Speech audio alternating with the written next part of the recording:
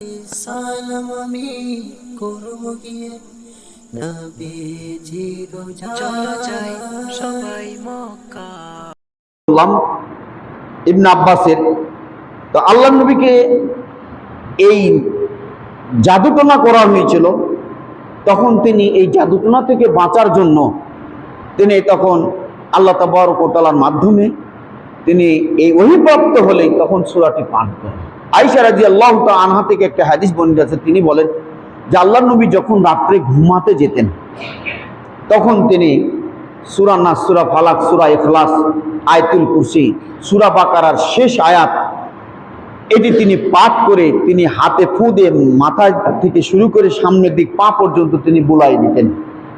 এভাবে দুই হাতে ফু দিয়ে এরপরে মাথা থেকে সম্পন্ন। এটা হলো আপনার মিন শাররিল জিন্নাত ওয়ান নাস, মানুষের অনিষ্টতা, জিনের অনিষ্টতা থেকে আপনাকে নিরাপদ করা, নিজেকে নিরাপদ করুন। এটা কিসের মাধ্যমে? আধ্যাত্মিক একটা দাওয়া, আধ্যাত্মিক একটা চিকিৎসা আপনি নিয়মিত আপনি করবেন। আপনার বডিতে কোনোদিন জাদুটোনা, কোনো জিনের প্রভাব আপনার প্রতি বিস্তার করবে না।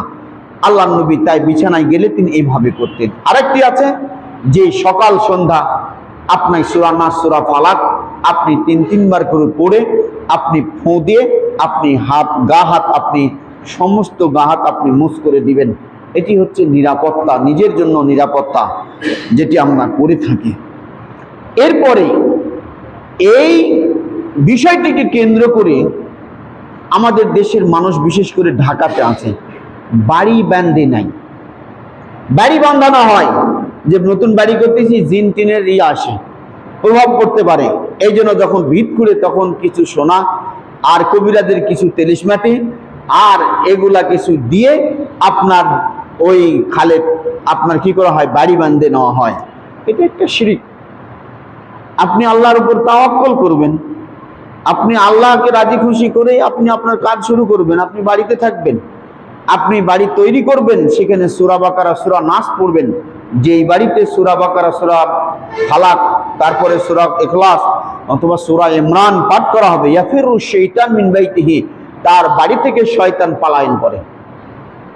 আপনি সকাল বিকাল যখন যে কেউ হোক আপনি সূরা বাকারা পড়বেন, সূরা ইমরান পড়বেন, সেই বাড়িতে শয়তান বা জিন এরা আশ্রয় গ্রহণ করবে না, সেটা পলায়ন করবে। এরপরে আপনার সাহাবা তারা বলছেন যে আল্লাহ নবীর উপরে যে গিট্টি দেওয়া হয়েছিল, অর্থাৎ জাদু করে যে চিরুনি দিয়ে চুলের উপরে গিট্টি দেওয়া হয়েছিল, তিনি প্রত্যেকটা গিট্টি যখন তিনি ফুঁক দিছিলেন তো বলতেছে যে আল্লাহ নবীর মনে হচ্ছে যেন প্রত্যেকটা গিট খোলার সাথে সাথে তার চেহারার পরিবর্তন ঘটতেছে।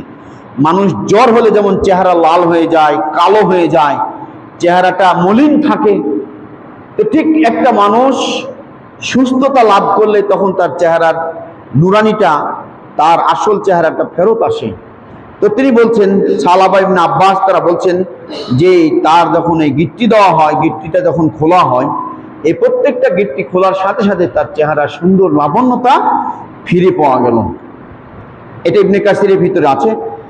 আরেকটা, তখন যারা উপস্থিত ছিলেন তখন আল্লাহ নবীর কাছে বলা হলো যে আপনি যারা আপনার বিরুদ্ধে এই কাজটা করেছে, আপনি তো জানেন ও যে লাবিব ইবনে আসাম, নামটা মনে রাখবেন, জাদুকারী কে ছিল? একজন ইহুদি, লাবিব ইবনে আসাম। তো বলছে তাহলে তার প্রতিশোধ নেন, আপনি তার প্রতিশোধ গ্রহণ করুন। কেন আপনাকে এই কাজটি করা হলো?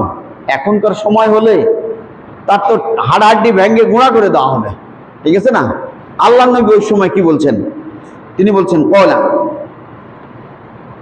আমা আনা কদ শাফাআনি আল্লাহু ওয়া কারিহতু আন উসিরা আলা নাসি শাররান। তিনি বলছেন যে আল্লাহ তাবারক ওয়া তাআলা আমাকে আরোগ্য দান করেছে, আমাকে সুস্থতা দিয়েছেন, তিনি আমাকে ভালো করেছেন। তো আমার এই ভালো হওয়ার পিছনে আল্লাহ তাআলার বড় অবদান রয়েছে। অতএব ওই সমস্ত দুষ্ট লোকের প্রতিশোধ আমি নিব না।